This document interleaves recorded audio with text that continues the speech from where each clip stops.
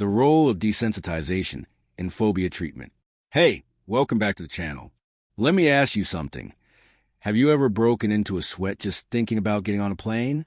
Or felt your stomach drop when someone mentioned spiders? Maybe it's public speaking that gets you. Instant dry mouth, shaky hands, total freeze. If any of that sounds familiar, you're not alone. Today, we're diving into something that affects millions of people, specific phobias. But more importantly, we're going to unpack one of the most effective, science-backed ways to face those fears head-on. It's called desensitization, and trust me, it's way more approachable and powerful than it sounds. So, let's start at the beginning. What exactly is a specific phobia? It's not just being uncomfortable or disliking something. It's a deep, irrational fear of a specific object or situation that can trigger real panic, even if there's no actual danger. It could be snakes, flying, needles, elevators, or even things like balloons or pickles. Yep, those are real. These fears might seem silly to outsiders, but to the person experiencing them, they're very real. And they can interfere with daily life. The brain goes into full-blown survival mode, and before you know it, you're avoiding anything that could even remind you of that fear. That's where desensitization comes in. Also known as exposure therapy, the psychological technique has one simple goal: teach your brain that the thing it fears is actually safe. But here's the secret sauce. It does this slowly, safely, and step by step. Imagine you're scared of snakes. You wouldn't start by holding one. Instead, you might look at a cartoon snake, then a photo, then a video. Eventually, maybe you see one in a tank, and then, with time and practice, maybe you touch one. Every step is a win, and every exposure reduces the power your fear has over you. Behind the scenes, there's some incredible brain science happening. See, every time you avoid your fear, your brain goes, "Nice job, we stayed safe," and reinforces that fear even more. But with desensitization, you're training your brain with new experiences. When you face your fear and nothing bad happens, your brain starts rewiring itself. This process is called habituation. You're literally reshaping the way your brain reacts.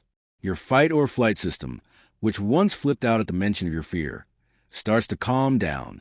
You're not just thinking differently. You're biologically changing your fear response. Let me introduce you to Sarah. Sarah used to be terrified of flying. Couldn't even look at a boarding pass. She missed weddings, family reunions, even job opportunities because of it.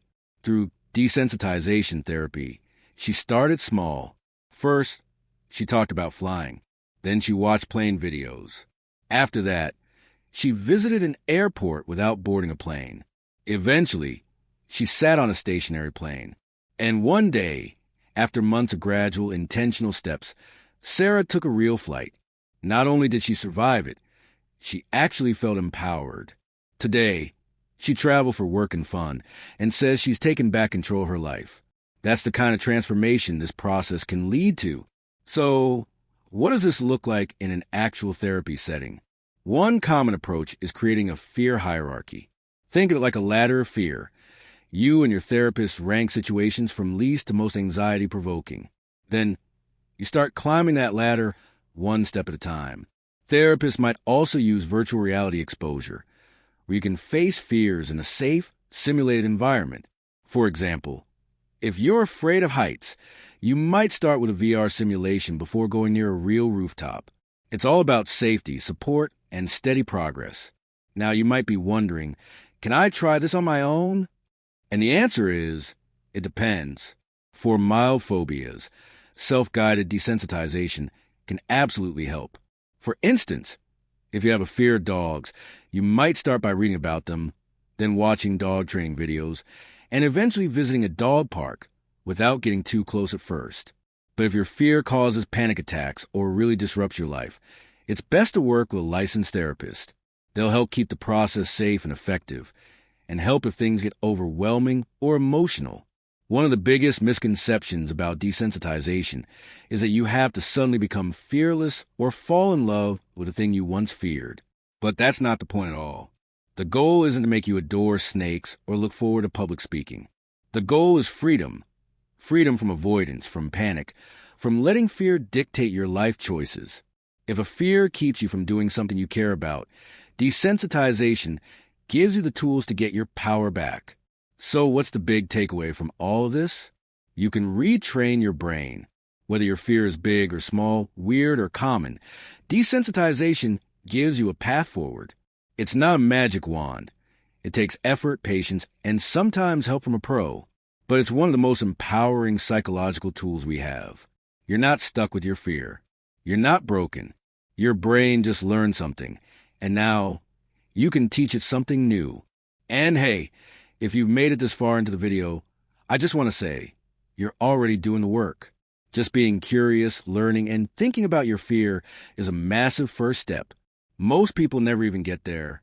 If this video resonated with you, or if you want to share a fear you've conquered, or one you're still facing, drop it in the comments. I promise you're not alone. And if you enjoyed this, learned something, or just want more content about mental health, the brain, and practical psychology tools, hit that like button, subscribe, and tap the notification bell so you don't miss future videos right here on at Zachaprat. I've got plenty more coming your way. Until next time, stay curious, stay brave, and keep challenging your limits. You've got this, and I'll see you in the next one.